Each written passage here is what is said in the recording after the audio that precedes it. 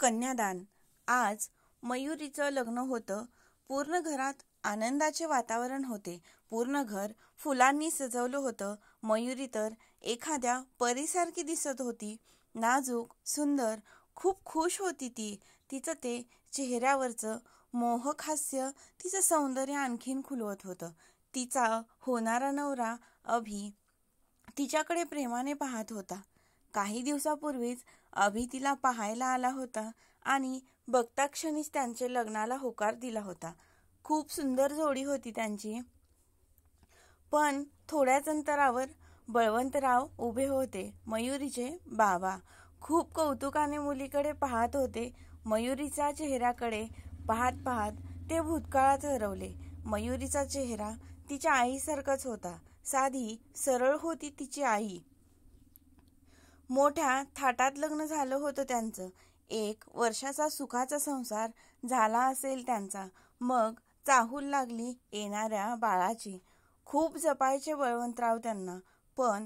पण प्रसूतीचा वेळी अघटित घडलं आणि एका मुलीला जन्म देऊन तिने निरोप दिला या जगाला कायमचाच। बळवंतराव कोलमडले होते। पण त्यांनी त्या निरागस मुलीकडे पाहिलं। तिचे ते डोळे आईला शोधत होते। त्यांनी तिला उचलून घेतलं, अगदी खुशीत। खूप रडले, पण शेवटचंच। त्या दिवसानंतर त्यांच्या डोळ्यात आजच पाणी आलं होतं। त्यांचे डोळे भरून आले होते। भरल्या डोळ्यांनी कौतुकाने ते मुलीकडे पाहत होते। मयुरीने तिच्या बाबाकडे पाहिलं। त्यांचे भरलेले डोळे पाहून तिचं पण मन भरून आलं। तिला आठवले जुने दिवस। तिचे बाबा हेच तिचं जग होतं। जसं कळतंय तसं बाबाच तिची आई बनले होते। आईची आठवण तिला कधी आलीच नव्हती। तिला हे समजलं की तिच्या बाबांनी फक्त तिच्यासाठीच दुसरं लग्न केलं नव्हतं। किती काळजी करायचे बाबा। नोकरी सांभाळताना कधीच तिच्याकडे दुर्लक्ष केलं नाही। आजारी पडली की रात्र न झोपता तिच्या बाजूला बसून राहायचे। शाळेत सोडायला यायचे आणि एकटीला सोडून परत जाताना 4 वेळा वळून पाहायचे। मयुरीला पण बाबांबद्दल खूप जिव्हाळा होता। आपल्यानंतर त्यांची कोण काळजी घेणार? मयुरीचं मन अस्वस्थ झालं आणि तिला आठवला मागच्या महिन्याचा प्रसंग। मयुरी झोपलेली होती। अचानक तिला कसल्याशा ओरडण्याचा आवाज आला। ती जागी झाली आणि पळतच बाबांच्या खोलीत गेली। तिचे बाबा समोर छातीला हात लावून कळवळत होते, तडफडत होते। तिला काय करावे सुचेना। बाबा, बाबा, काय होतंय? तिने पळत जाऊन पाणी आणलं, पण परत येईपर्यंत ते शांत झाले होते। हातातील पाण्याचा पेला अलगद गळून पडला आणि ती तिच्या बाबांना हाका मारू लागली, रडू लागली आणि अचानक बळवंतरावांचे श्वास पुन्हा सुरू झाले आणि उठूनच बसले। मयुरी त्यांना बिलगून रडू लागली। हृदयविकाराचा एक झटका त्यांना येऊन गेला होता। कसेबसे वाचले होते ते। मयुरीला तो दिवस आठवला की अंगावर शहारा यायचा आणि डोळे भरून यायचे। त्या दिवसापासून तिचे बाबा तिच्या लग्नाच्या मागे लागले। विवाह संस्थांमध्ये चकरा मारू लागले। मध्येच वकिलाकडे पण जायचे। जेवणाचे भान नाही की आराम नाही। सतत फक्त आणि फक्त तिच्याच लग्नाचा विचार। त्या चिंतेमुळे की काय त्यांची तब्येत पूर्ण ढासळली होती। डोळे आत गेले होते, चेहरा निस्तेज झाला होता। अशातच एक दिवस अभिचं स्थळ आलं। देखणा मुलगा, चांगली नोकरी, घरंदाज, घराणं सर्व काही एकदमच व्यवस्थित। त्यांच्याकडून लगेच होकार मिळाला। मयुरीने पण लाजून होकार दिला। तिच्या बाबांनी लगेच 1 आठवड्याची तारीख काढली होती। सर्व काही एकदमच गडबडीत। मयुरी काही बोलली तर बोलायचे, मला लवकर माझी जबाबदारी पूर्ण करायची आहे.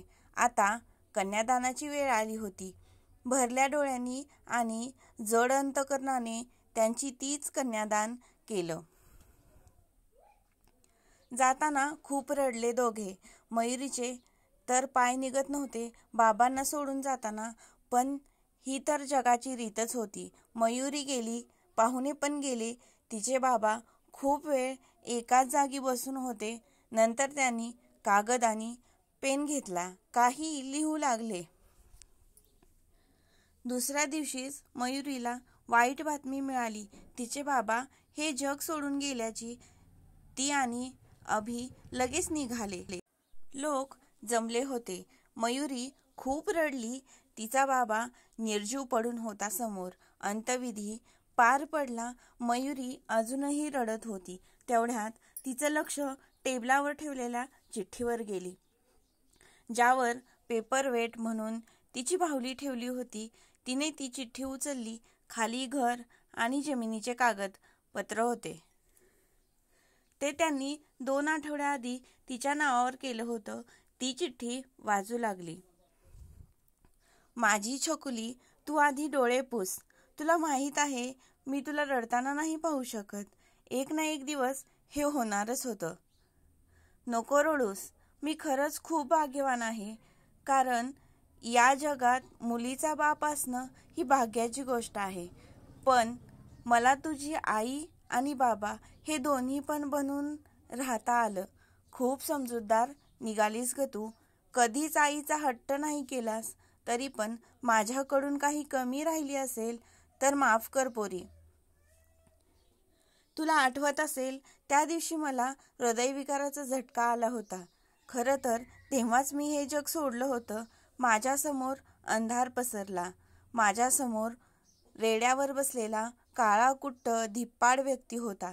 त्याच्या हातात मृत्यूपाश होता, जो माझ्या भोवती आवळला जात होता. मी हात जोडून त्यांना विनंती केली आणि फक्त 1 महिन्यासाठी हे शरीर मागून घेतलं. माझ्या विनंतीने नाही पाहून तुझी आर्तसाद ऐकून त्यांनी मला तेवढा वेळ दिला. मागचा महिनाभर जो तुझ्या सोबत होता तो फक्त माझा आत्मा होता. ज्याचं शरीर उधारीवर शिल्लक होतं. पण माझं काम झालं आता. वकिलाकडून खर्च मालमत्ता तुझ्या नावावर केलीच आहे. पण मला जे हवं होतं ते मिळालं. मी कन्यादानाचं पुण्य मिळवलं. यातच सर्व काही आहे. आणि आता डोळे पुस. आनंदाने आयुष्य जग. सर्वांना सुखी आणि आनंदात ठेव. माझा आशीर्वाद सतत तुझ्या सोबत राहील. सुखी राहा पोरी. तुझाच बाबा. मयुरीचे अश्रू थांबतच नव्हते. तिचे बाबा तिच्यासाठी मृत्यूकडून पण वेळ काढून थांबलेले होते. ते पण तिच्या कन्यादानासाठी. एका मुलीचा बापाचं हे करू शकत होता. तेवढ्यात तिच्या खांद्यावर हात पडला. मागे अभि होता.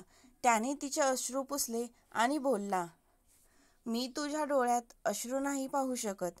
मयुरी तिला बिलगली. पितानंतर आता पतीच तिचा सर्वस्व होता.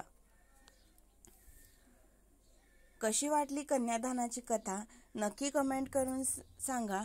आपल्या चॅनलला सबस्क्राईब करा. धन्यवाद.